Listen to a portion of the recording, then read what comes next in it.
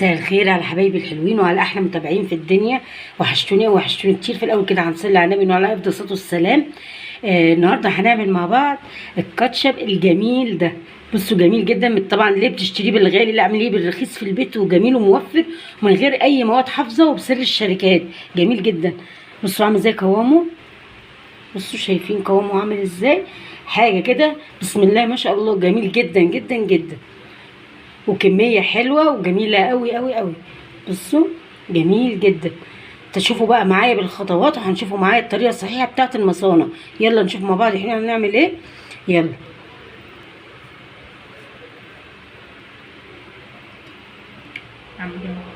طبعا بقى الكاتشب عايز مواصفات الطماطم بتاعته تكون لها مواصفات، تكون ملحمه اولا وتكون حمراء وكلها لحم كده، فاهمين؟ وتكون حمراء، يعني ما تجيبهاش صفرا ولا هي البرتقاني والصفرا وكده، لا لقيته حمراء. فاول حاجه هنقول بسم الله الرحمن الرحيم. هنمسك ايه؟ هنمسك نقطع الحته دي اهي كده، وهنروح شقنا من هنا كده اهي على 4 كده، شايفين كده بالمنظر ده.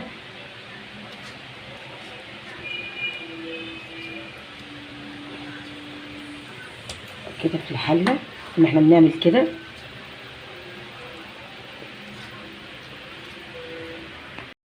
واهم حاجه تكون الطماطم مش جامده، يعني متوسطه كده، طريه ماسكه نفسها كده، وفي نفس الوقت طريه، يعني مش طريه قوي ولا ناشفه قوي، اهو زي ما انا بعمل كده بالظبط.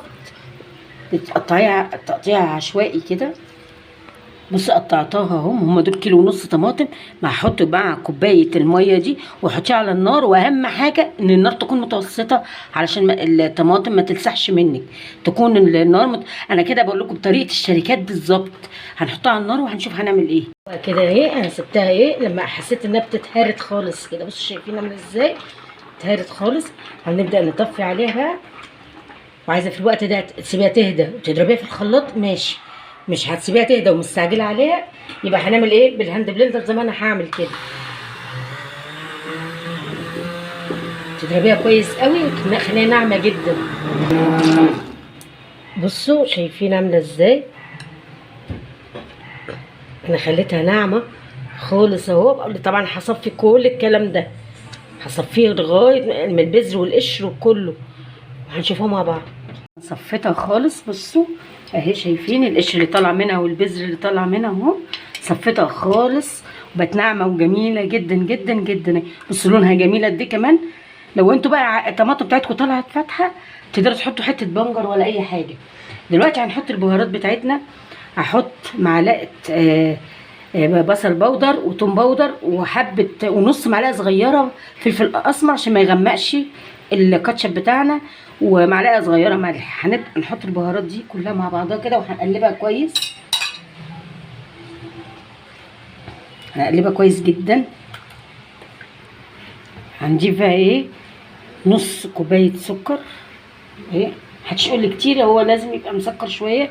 ونص كوبايه خل، وهنقلبهم كويس قوي.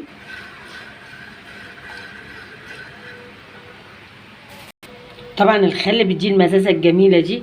معايا نص كوبايه ميه ومعلقتين نشا صغيرين اهو، وهندوبهم كويس قوي. هنضيف اهي النشا ده. عايز استغني عن الخطوه دي استغني عنها، ومجرد انه بيربط الكاتشب بتاعنا. هنبتدي نحطه على النار وعلى نار متوسطه مش عاليه عشان ما يشيطش منكم من تحت. هحطه اهو على النار ونشوف هنعمل ايه. شايفين نعمل ازاي؟ طبعا هتايدك في التقليب كده لحد ما الميه تنشف منه خالص، ما تسيبوهوش، لازم تقلبيه عشان فيه نشا اهو. شايفين؟ هنفضل نقلب فيه كده مع التقليب المستمر. بصوا لسه قوامه خفيف اهو. طبعا انا سايباه على نار متوسطه وبقلب فيه. قوامه جميل قد ايه؟ شايفين؟ حاجه كده بسم الله ما شاء الله، جميله جدا جدا جدا. شايفين بقى قوامه بقى جميل جدا جدا جدا. بصوا عامل ازاي؟ اللهم بارك. حاجه كده جميله. تعملي كميه كبيره بدل ما تشتريه غالي، طبعا تعمليه بالرخيص في البيت. جميل جدا اهو. يا رب الحلقه بتاعتي النهارده تكون عجبتكم. ما تنسوش بشير واشتراك ولايك ودوسوا زر الجرس عشان يوصلكم مني كل جديد. اشوفكم على خير. باي باي.